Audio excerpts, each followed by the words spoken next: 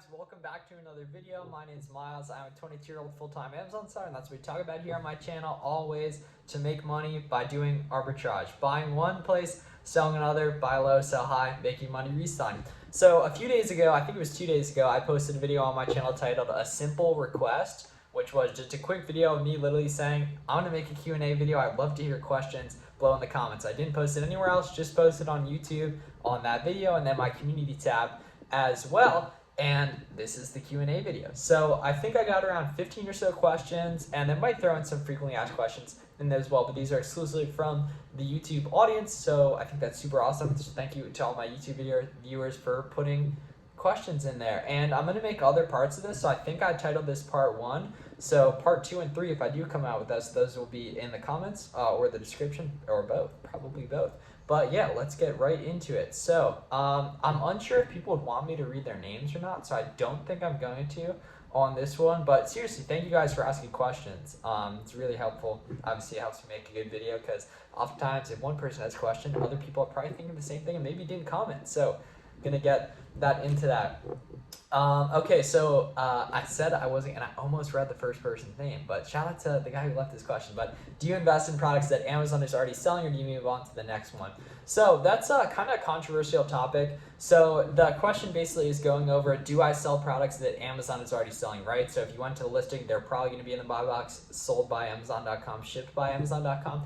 I tend to stay away from this kind of stuff, but if you look through the Keep It chart, which is basically an advanced, like it shows all the data from like 12 months on a product, like not just sales rank, but sales rank over time and all that. And you can see if Amazon was on the listing, and when they were on the listing. My buddy Garrett has a decent rule of thumb. I think it's like if Amazon is like on the listing like 70% of the time, sometimes they'll go for it, or I don't know if that was right, but I don't go for stuff that Amazon's on. If Amazon's been on in the past, but they haven't for a while, typically I'll take that risk depending on the profitability. But to summarize, I do not invest in products that Amazon is already selling, because for those of you who don't know, Amazon, if they're selling it, they'll obviously algorithmically give themselves a big advantage, and there's a good chance they bought it at a much more profitable price than you did, especially if you're reselling. So I'd stay away from it.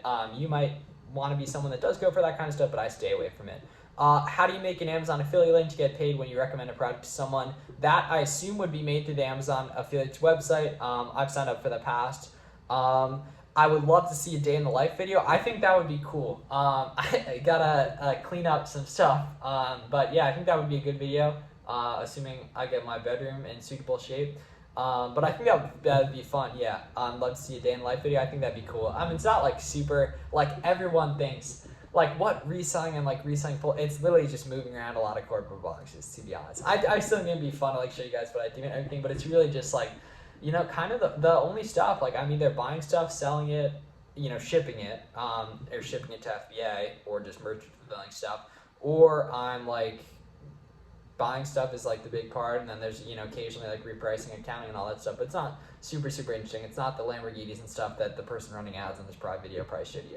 Do you sell on multiple accounts? We are considering trying to open a second account. I've been looking into info from others who have done so. So I don't right now. I think it's definitely a decent idea. You obviously have to make sure you're doing it correctly, and I don't know Amazon specific guidelines for that. My buddy John, the Side Hustle Experiment, if I had a cool editor and stuff, could afford to do it, I would put that on the screen, but the Side Hustle Experiment, John, awesome guy. You guys should check him out. He has multiple accounts, one that he sells media on and one that he sells books on.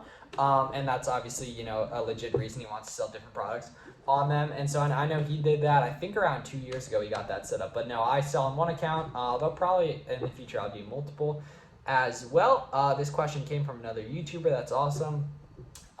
In order to scale more profit, I need to spend more money on profitable products? True. How do you deal with the risk of suspension and loss of capital and inventory to the point that you can scale aggressively? So, yeah, so, and suspension insurance, I've never actually even heard of that. No, I don't have suspension insurance. How do you deal with the risk of suspension though? I mean, if people are getting their stuff on time, right? If you're merchant, make sure your account health metrics are good. Make sure, you know, you have a healthy business, your cash flow is healthy. It's just honestly like, if you're not doing anything wrong, there's a really good chance. I mean, Amazon's heavily incentivized to give you a good experience as a seller on their platform. And obviously there is just always some risk. There's risk in any business.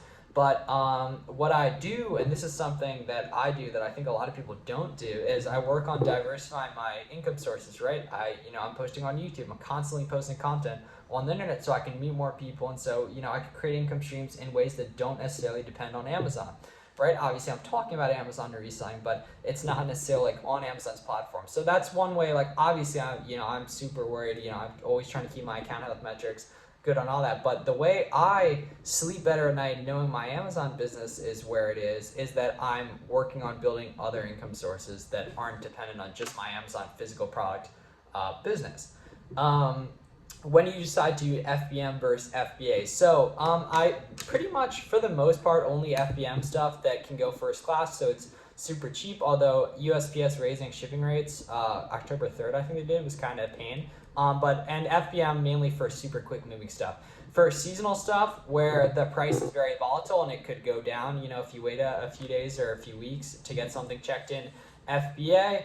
Obviously I want to be FBMing that stuff because the price could tank and I want to get stuff moved as soon as possible. Sometimes replenishable items that I can move super quick that are cheap to ship, I'll FBM a lot of the time. And then just lately, to be honest, back like a year or two ago when I was doing FBA like at a really small scale, like not making much money, stuff checked in so quick. And these days with obviously world events going on, stuff checks in a lot quicker, which is a pain. And especially if you're leveraging out like I do sometimes, that can be a pain, right? So that keeps me merchant fulfilled a lot more than other people. I'll definitely make a video talking about why I merchant fulfill a lot in the future, and it'll be more of a in detail one, but that's a decent idea of it. How do you track which is your hottest items? You can kind of see, to be honest, I check my sales way too much. I'm sure if you're an Amazon seller, you do too. The nice thing is inventory lab as well. I'm sure you can filter to see like your best performing ASINs. But to be honest, I obsessively check the Amazon seller app so I can tell you what my best selling items are. Could you talk a bit more about wholesale and how to land partnerships to sell on Amazon?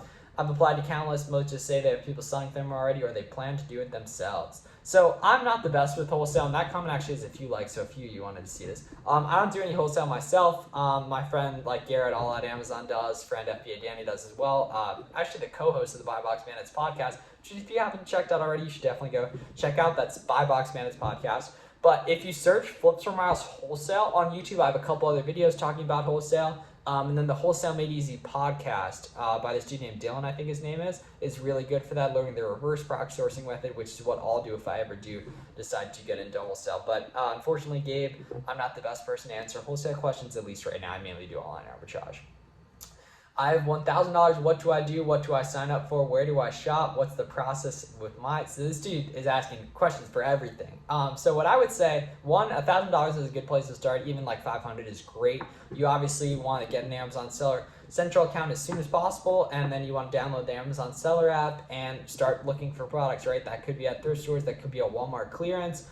If you search Flips for Miles Beginner on YouTube, there's a really good video, probably one of my most viewed ones. It's called the Amazon FBA Beginner Roadmap. It's this cool blue thumbnail. I'm like pointing at it, something like that. I guess the thumbnail or just the title was a really good idea, but I would check that out. But literally, if you're watching my channel, I have tons and tons of content. You want to consume as much as free content as possible, but you also want to take action. You got to just start doing stuff. You got to get that Amazon Seller Central account set up. Like, there's pretty much two different types of people in my DMs that are beginners, right? The person who for months, and I can think of a few off the top of my head, unfortunately, who they've been asking the same questions for months. They're dealing with analysis paralysis. They're just not doing stuff. And then there's the other person who asked a question in July, asked a question in April, and then they're posting their success in the success section of the Amazon Launchpad. Like, there's action takers, and action takers are the ones that get paid.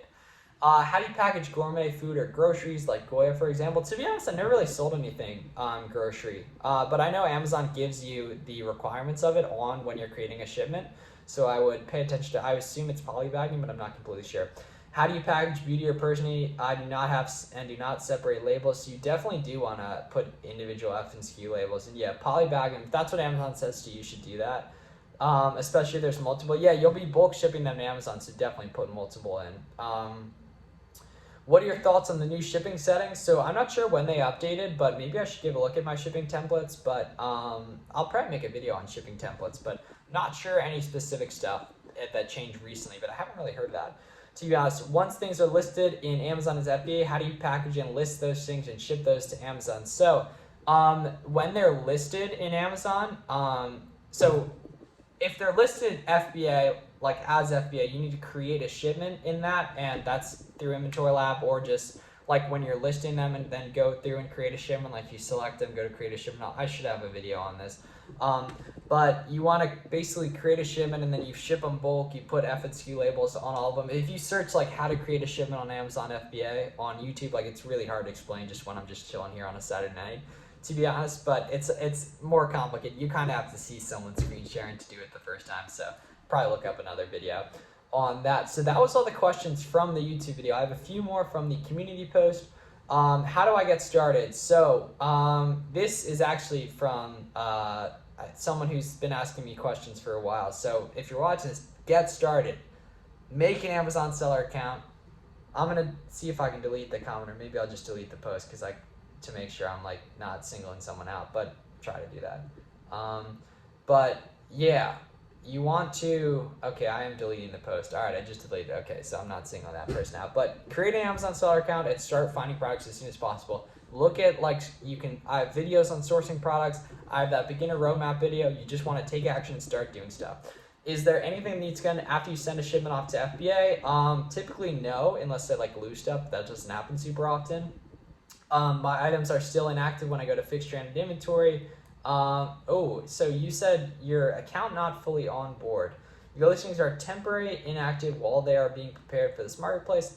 So I'm not sure if that's something specific to your account, but when I send FBA shipments, they go to inactive, and then eventually you get an email that they've checked in and been received, like 2 emails. One says checked in, one says received in, and then they eventually go live or they go to fulfillment center transfer. So I'm not sure if that's specific to your account, but I would definitely Google that with the Amazon seller forms. If you guys aren't using the Amazon seller forms, I think you're missing out, because those are really good resources to find questions by, probably millions of Amazon sellers. But that's what I do for a lot of specific account help type questions and that kind of thing. So the Amazon seller forms is a really good resource.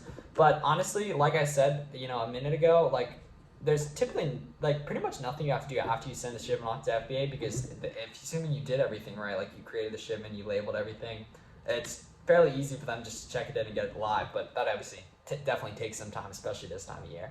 Where do you source apparel from online? This is kind of blunt. I'm not going to tell you my exact source, but literally where stuff's sold, right?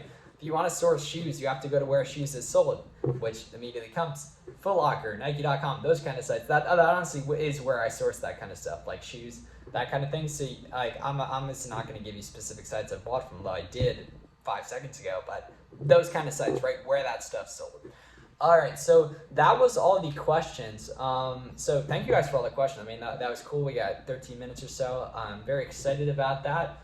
Definitely going to do a part 2. Those will be linked as I post them. I think I'm going to title I answer your questions part 1 or something, but that was cool.